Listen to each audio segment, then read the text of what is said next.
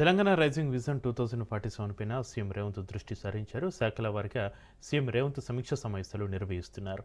$3 trillion ఆర్థిక వ్యవస్థ లక్ష్యంగా పెట్టుకుంది సర్కార్. విద్య, వైద్యం, పారిశుద్ధ్యానికి ప్రాధాన్యం, యువతకు ఐటీ, ఏఐ, సైబర్ సెక్యూరిటీపైన శిక్షణపైన ఫోకస్ చేసింది సర్కార్.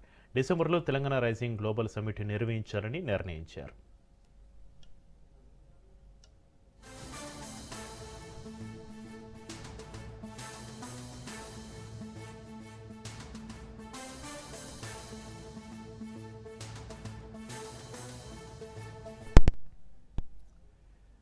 తెలంగాణ రైజింగ్ విజన్ 2047 పైన సీఎం రేవంత్ రెడ్డి దృష్టి సారించారు. శాఖల వారీగా సీఎం రేవంత్ రెడ్డి సమీక్ష సమావేశాలు నిర్వహిస్తున్నారు.